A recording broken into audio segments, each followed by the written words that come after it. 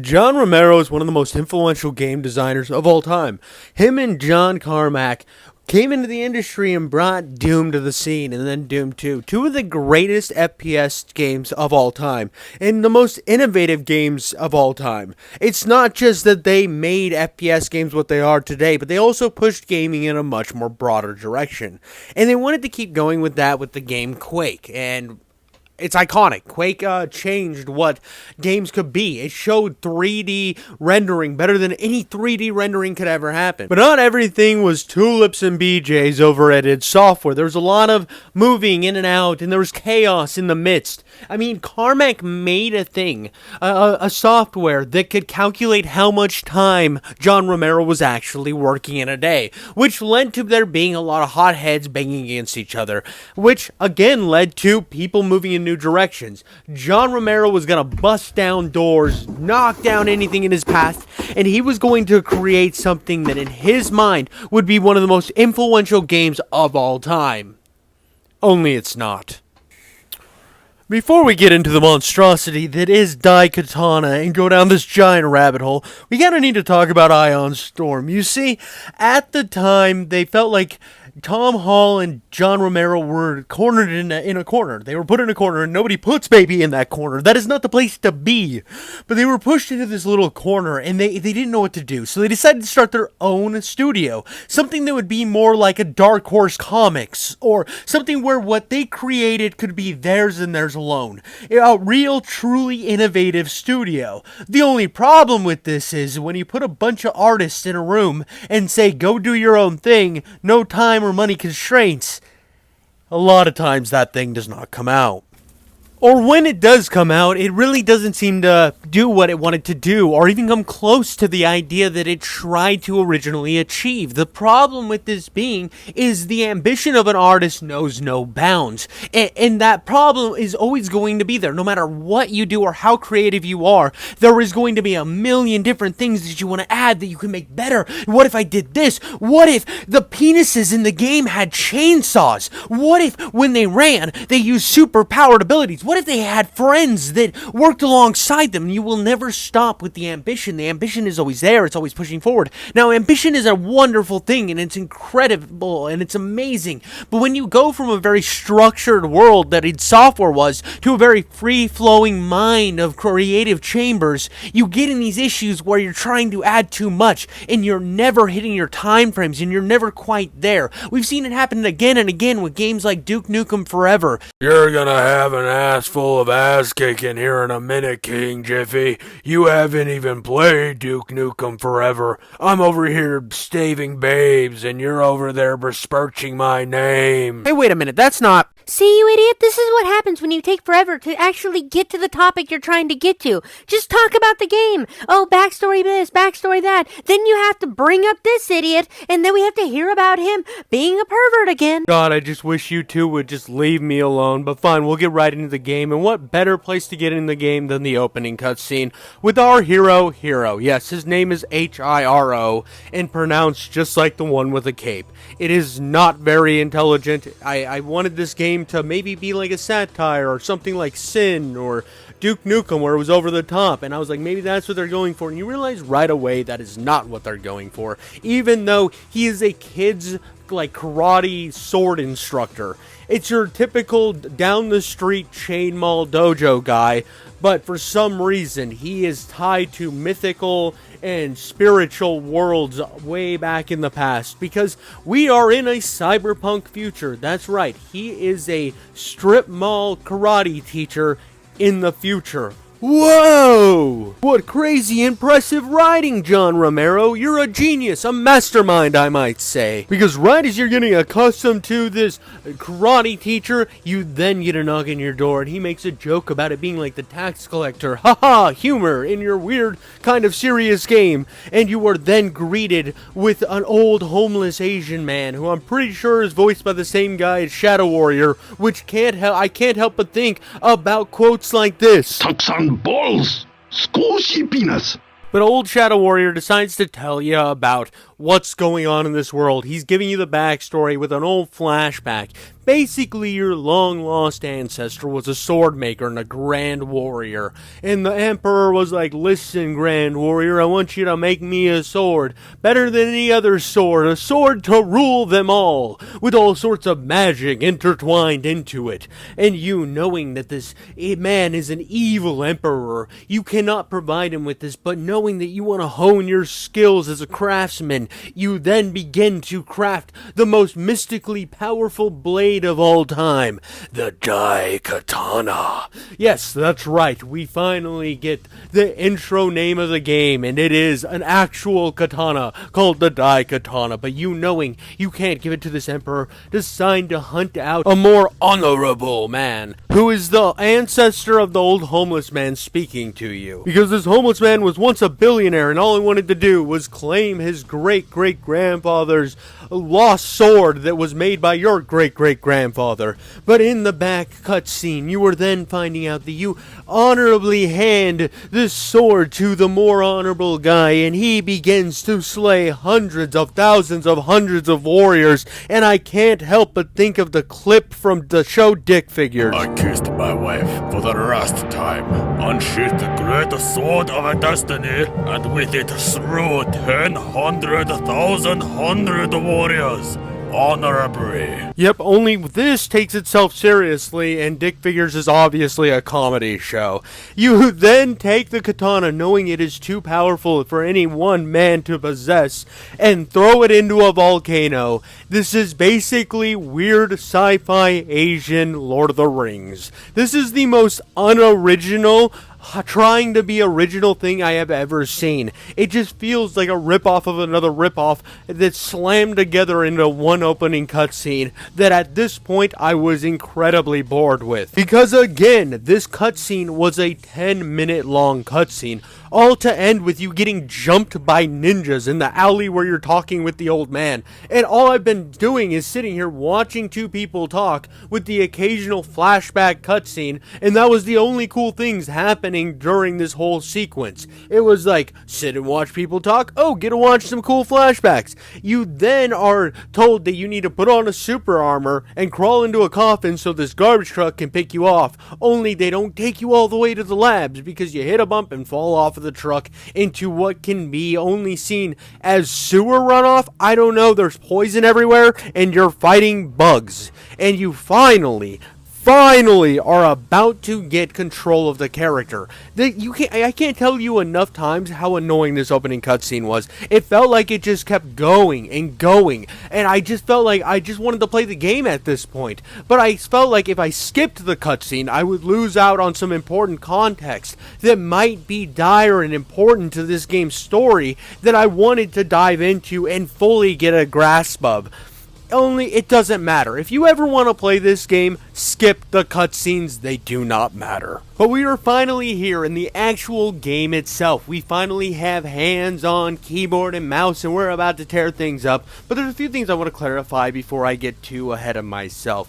One thing was, I was not going to play the original version of this game. I heard it was annoying, I heard it was a piece of crap, and I didn't want to deal with that. So I played this new modern patch that was supposedly fixed a lot of the problems. And that being said, we will get to some of those problems that are still very, very bad, and I don't even want to know what the original version of this game looked like, because if this is the fixed version, dear God. Another thing was, because I know this is a terrible game, and also because I love cheat codes, I use cheat codes on every single level. One to give myself a gajillion billion life. Another to give me every single weapon for each chapter. Because I want to feel the whole arsenal, and I really didn't want to be drip-fed it at John Romero's discretion. This being said, I have to say, I don't like most of the weapons in this first level.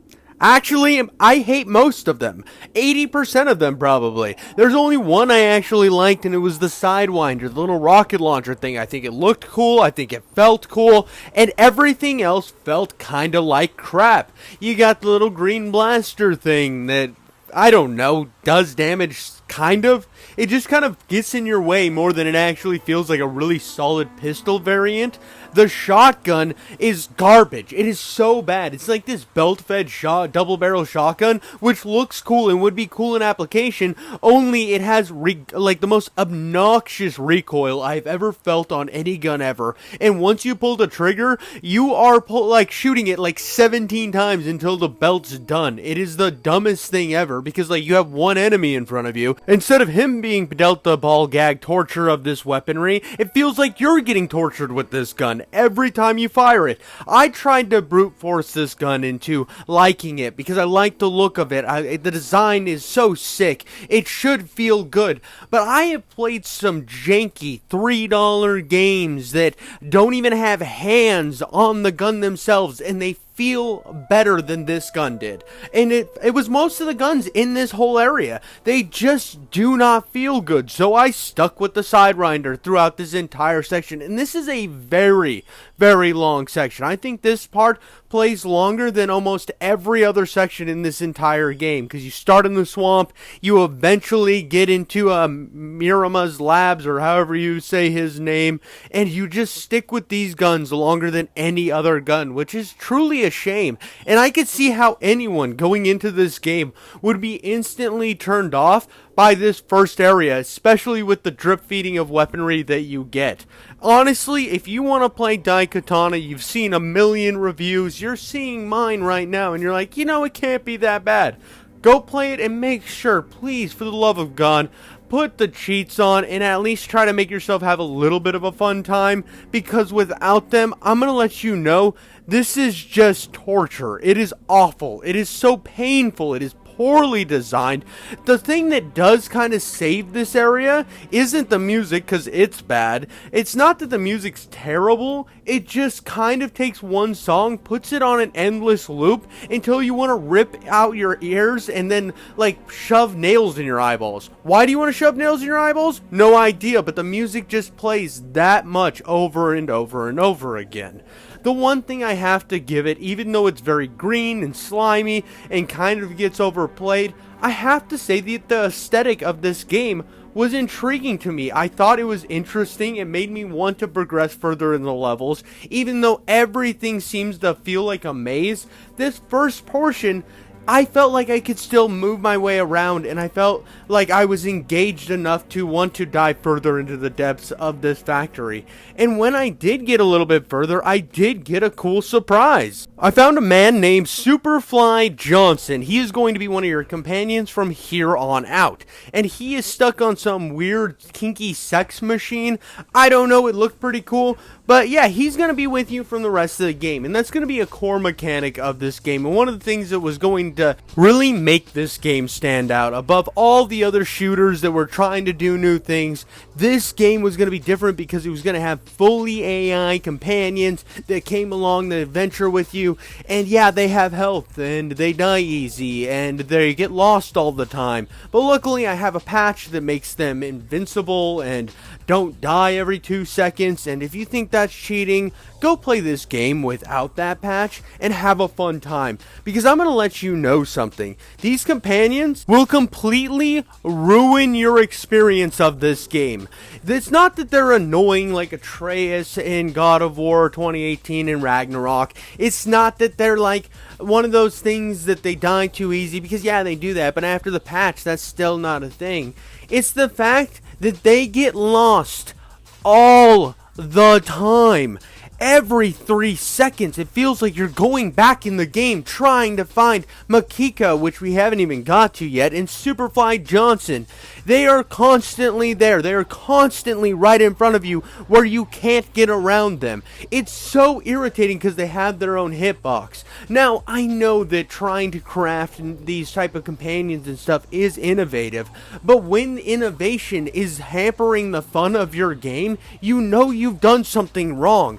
And when this whole first section plays like a goddamn sewer mission, but not a good one, not that there's a ton of good sewer missions, just go ask Civvy11 about that. Most of them are slop.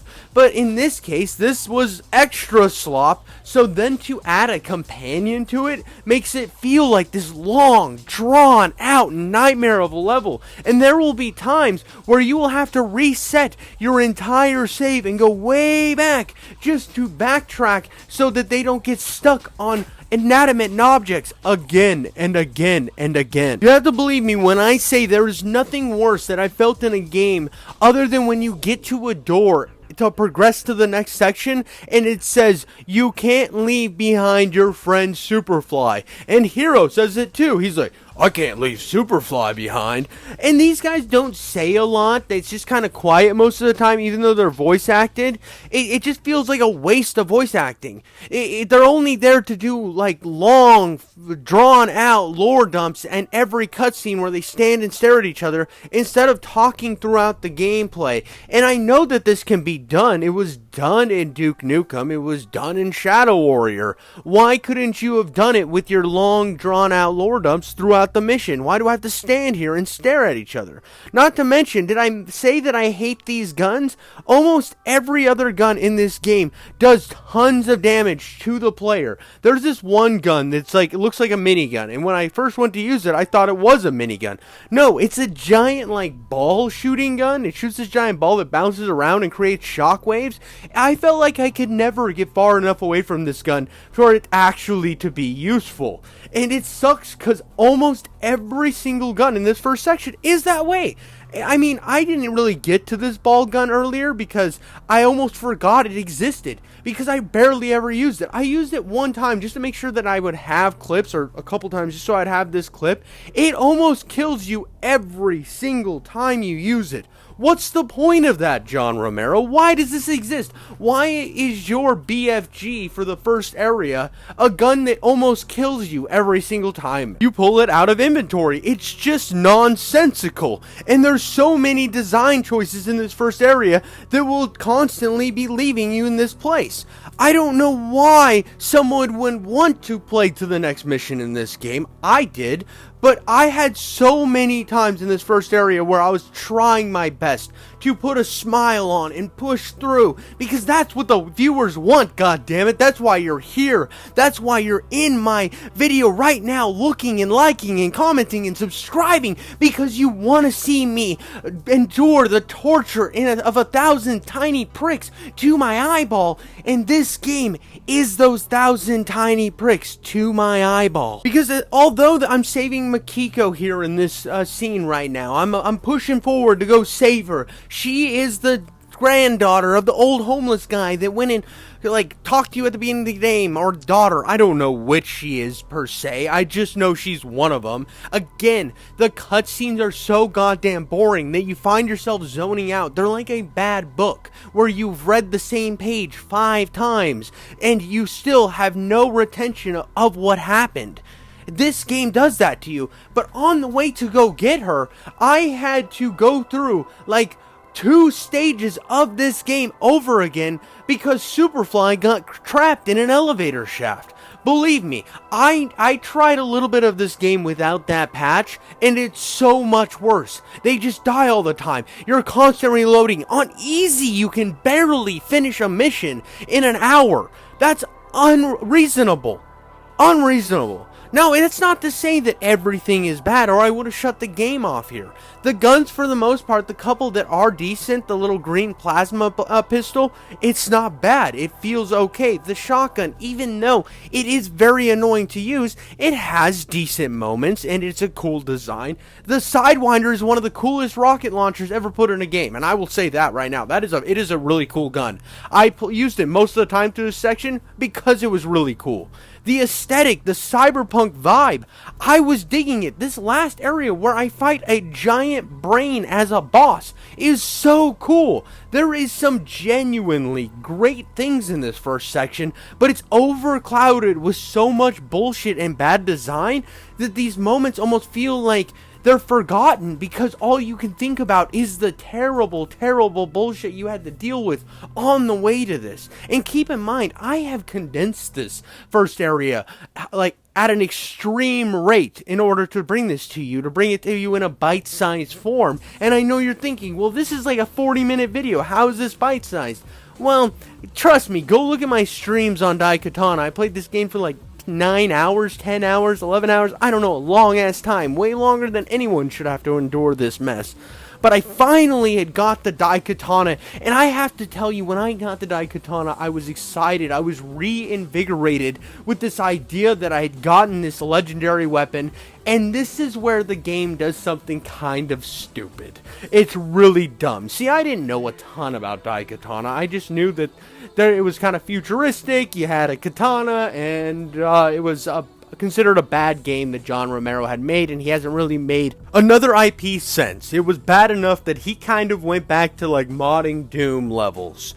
But I wanted to give it a chance, but at the same time, when this samurai from like the 13th century shows up and is like, I sensed you messing with my katana, and because of that, I'm going to send you back in time. What? What? Now, a lot of people have complained about Chasm the Rift feeling a bit jaded and throwing you all over time and space, and people have said that made the game feel like a bit of a mess. Let me tell you that there is nothing more messy than how Daikatana did this. It's like, we have time travel now. You want to go back to Greece? Well, there you are. And oh, look. Well, at least you have the Daikatana now. Too bad it sucks. It's turtle shit in the afternoon stuck on your shoe. It's the worst weapon I think I've ever picked up. This game's melee mechanics are the worst, most unbearable thing I have ever messed with in a game. Look at this. Look at what I'm dealing with on screen. It's so slow. You just sit there and take hit after hit. And some enemies with swords can like reflect it's almost like you're parrying with them, but there's no parry mechanics, so it's just standing there spamming the attack button until one of you dies. Now, most games, well, in the FPS genre, when they have swords like this, you back up, you hit, you back up and hit, but you clank swords together so much that it's almost more beneficial to just stand there and take the pounding while you eventually hope to do some damage. That being said, I think that this area had a bit better weaponry. Now, I didn't capture all the footage from all the different guns. I felt like there was only 2 great ones in this area, but compared to the last area, that's one better. There was only 1 great gun in the last area. This area has the Trident, which this Trident is one of the coolest feeling weapons ever put in a game. Again, this is where the design is shining through, and it's having a new rebirth in my mind. And I have to say, this Greek area was fantastic. Yes, I got lost quite a bit, and it still has the rat maze issue that all the levels in Daikatana have, but it's pretty. It's going to Greece. It felt like I was playing an FPS God of War at times. There was some real wonderful areas in this game. And on top of that, there is decent weapons. Like I said, the Trident is a highlight. The hammer has a long charge time, but it's not bad. It's cool that you get to use. It's basically Thor's hammer, but I can't remember what it's called. But it's pretty decent. They have a double-headed snake poison gun that's okay at a distance, but if you're close, you just poison yourself. But they still feel cool. They look cool. I was enjoying this section. I thought that this game was going to make a turnaround. I was honestly baffled by what this was doing. And the last boss fight actually took some pre-thought to beat it. It was Medusa, so I had to make sure that I never faced her direction. Also, I had to make sure that I locked up my my allies up into the hallway, otherwise they would die too, and it would just end the mission for me. But a cool idea. And as I'm recharging my Daikatana, I'm like, this is it, dude. This is cool. I am back in it. I can't wait to push back to the future and then go stop this guy. And yeah, that's not what happens. That's absolutely not what happens. Now, I've already made one Chasm the Rift comparison in this video when it first sent me back in time. But I did not realize, and I remember notating in my back of my head, oh, that's kind of what Chasm did, but this kind of feels a little worse. Yeah, well, wait, we're gonna basically rip off Chasm again. This game feels 100% like a worse version of Chasm. It even does every cutscene has slightly more movement than Chasm. It's just not one guy lore dropping on you. It's a few different characters interjecting and lore dropping. But yeah, even the cutscenes in between are just long lore drops like Chasm. The only difference is we have a Lord of the Rings sword and we're dealing with Asian culture. That's it. Because right after you power your sword up to go back to the future, he stops you and sends you back in time.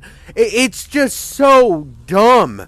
And this next area in the snowy castle land with magic and all this other stuff. This place has amazing weapons. The two different crossbows are really good because one's a ballista, one's a crossbow. They're both really good. You have both a fire and an electric magic staff that are just amazing. And this area has a beautiful aesthetic. But I've seen it before in Chasm. I've seen this. I've been through this. But I've done it better.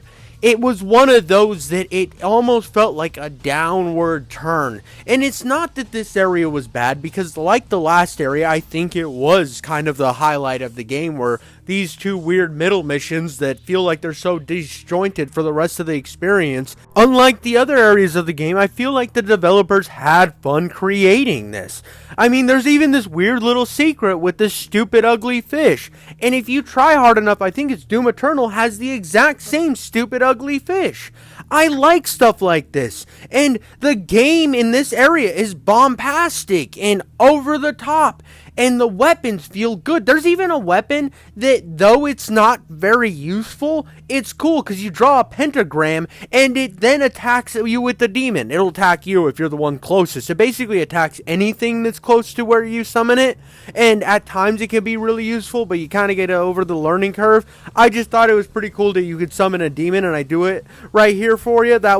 It's pretty neat. I don't know, it was pretty cool. And there's this whole dark area where you get the sword hilt and there's a giant demon. It's so neat. This whole area just oozed charm and fun, though it still has a lot of the fallbacks of the rest of the game, like always waiting on companions, them getting stuck on the environment, you're completely lost because there's one obscure thing that you forgot to jump into a puddle and find. It is still a fun experience in this area, and I would write off a lot of the getting lost stuff to old gameplay mechanics. And if the rest of the game had this vibe and this aesthetic, and I could just stop and look around at everything, and it felt so picture perfect, and the enemies were well designed, and the guns all felt useful, because these have some of the coolest weapon designs in the entire game. And almost every gun, whether it be useful or complete garbage in this game, looks cool at least. So to find an area where they're actually useful, I was having a blast. I mean, using this electrical attack on repeat was one of the most fun things ever. There was just so much charm here. It just sucks that once you get to the end and fight the last boss, you know that you're just going to be thrown through time to some other bullshit. And you don't get really any staying power whatsoever. And it almost makes me feel like a lot of these things you meet, these people you meet along the way, and these experiences that could have been really interesting aren't well thought out and just forgettable. It makes these great moments almost feel like they've already left your mind in like T-minus 2 seconds. And if it wasn't for me going back and re-looking at those areas, I would have almost forgotten about them. And it sucks because I did really have a lot of fun with that. Only the next section sucks. And it's really terrible that the rest of this game kind of felt like a boring version of the first level. It's just kind of gray and brown. And I've played better gray and brown games with Quake. I don't know, it just felt generic, and it was more rat mazy. And this actual section actually has my favorite weapons. I know I gushed over the weapons in the last one, but running through with one of the best shotguns I've ever played with in a game, and a Glock, and the Glock feels good. It has a minigun that feels great. The only gun that I wasn't for sure in love with was the machine gun, because it shoots a ricocheting ice round that constantly is hurting you. But for the most part, the jibs you get in this area, and the jibs, honestly, the jibs in this game are amazing. That is one thing I will give this entire Daikatana experience. When you shoot somebody with a weapon and they blow into a bunch of meaty pieces, oh, it's so great. It's so wonderful. And again, there are some great moments when it comes to well-designed weaponry. I mean, even in the last area, something I forgot was there's a silver gauntlet weapon where you have like a claw, and the only way to kill the werewolves is by using that because it's silver. That's good design. It just sucks that they're the only enemy that you can utilize that on. It's the only enemy like that. I've played games where they use smart integration of stuff like that throughout their stories. One in particular was Hunter the Reckoning. Depending on what class you get, your first starting weapon can do more damage on some enemies. So some classes have easier times in certain parts of the game, which I think is absolutely brilliant. But when I got into this last section with perfect weapon design, I might add, like I said, I loved every single weapon in this arsenal. I hated this prison section. I was lost the whole time, and there's so many loading screens through here, and you can't loop back around throughout the whole prison because there's some places that are locked off because of the fact that, oh, you need Makiko and Johnson to go through this door, so you have to backtrack the long way all the way back to the beginning again to see what you missed. And I spent probably a good couple hours looking for one empty bottle, and it sucks because the way the level pushes you forward, there's a natural place. There's a throne at the end of this prison, which would have been perfect to put the bottle right on the arm stand of the throne. It would have been a great moment. And then you're like, oh, okay, now I go back through all the other bullshit and get out of the prison.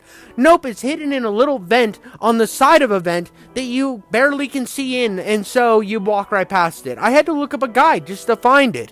And there's so many times throughout this area in particular that I had to look up guides just to figure out where I was going. These next two areas were the biggest slog I've ever been through.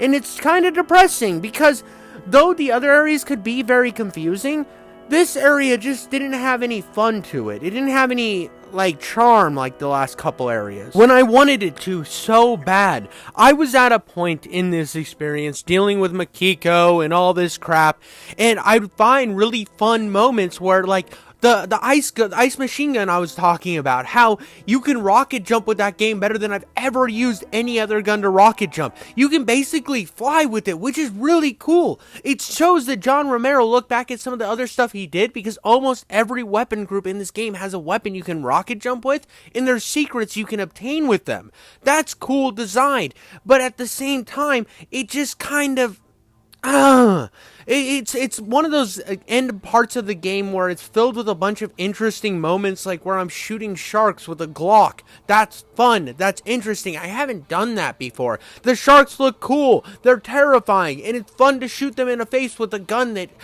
in practicality would only shoot 2 feet in front of you in water, but it's video game logic. This is what fun's to be made. There's cool murals on the wall with bloody hands.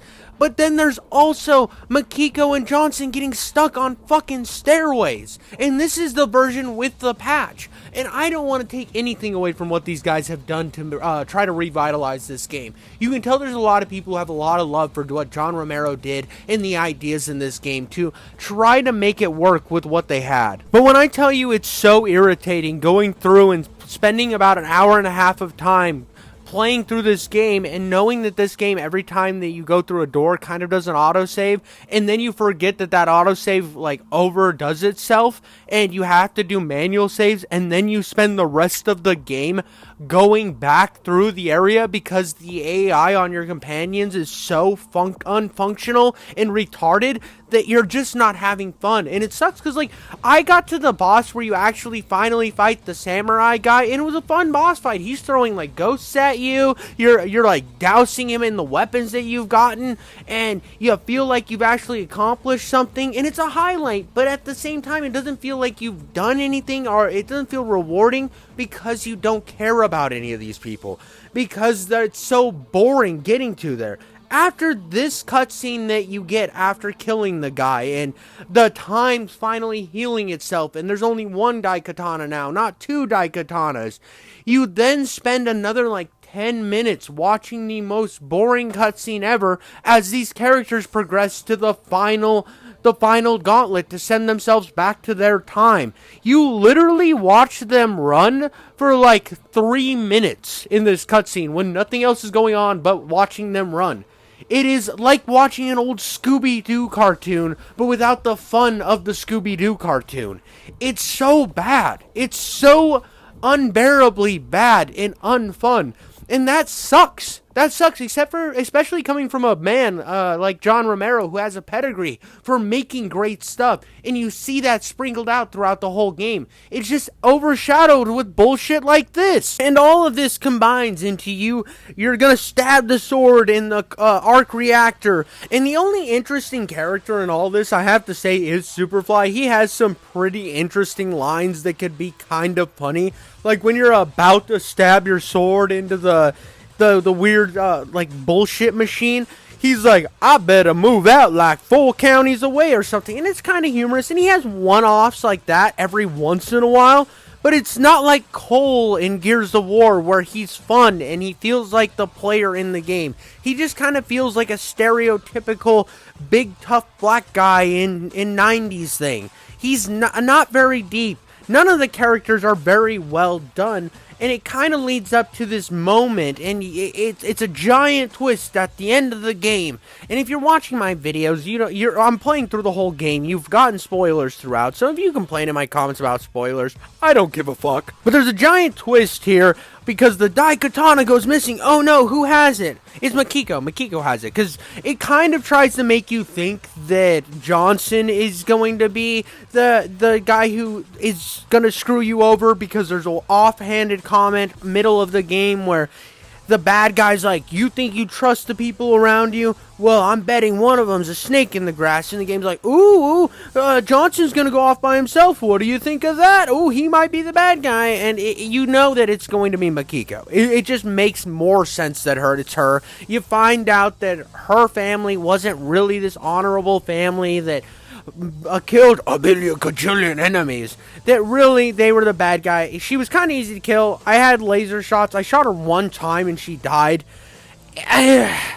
Who cares? Who honestly gives a shit? It was a stupid twist. It was predictable. None of these characters have enough depth to really be interesting, and it's trying to heavy-handedly put in the depth in this last area. There was a couple moments throughout it where it's like, oh, it's showing character development, and then it quickly goes to forgetting about it again, to then trying to just dump it all on your fucking head. It's dumb. It's dumb. The big pullout, the big ending is Hero decides that, oh, I can go back in time, and he steals the Daikatana from where they actually found it, and hides it again, so that these guys realize the fault in their ways and just decide to push toward the future instead of looking to the past. We've seen it before, man. It's something that's been done over and over and over again. I mean, even for the 90s, where games didn't really have the stories yet. There was games that were coming. I feel like there was a better put together story in Quake and Quake 2. And I mean, I haven't even played through all of Quake 2. I've only played the first few missions, and I could tell it has a better story than this. And then I look at Chasm the Rift, as jaded and all over the places that game is, I still felt like it had a better story. This game just does nothing. It does nothing with this idea of being a grander game, and it's crazy to think that Deus Ex came out before this. Deus Ex came out and changed the game and showed that you could make a really intense, fully in-depth game. And John Romero was on the other side of that same building creating this slop with its weird RPG mechanics that feel like they don't really do anything. They were just shoved into the game. It's something that I've seen people retroactively go back and talk about how this game wasn't as bad as people say it was. And after this patch came out, there was other people who said now it was good and it was time to go back and play it. And yet, I went and did that, and I've never been more disappointed with a game. That's not true. I didn't hate this game. I just didn't like it. It's not something that I regret playing or despise its existence.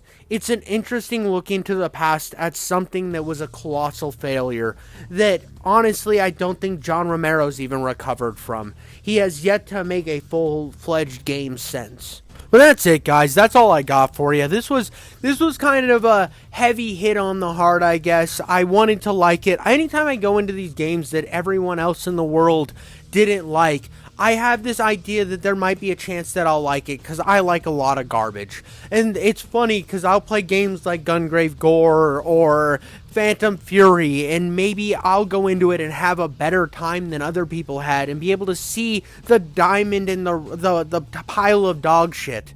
But this game, the more I dug through the dog shit, the more I just got dog shit on my hands.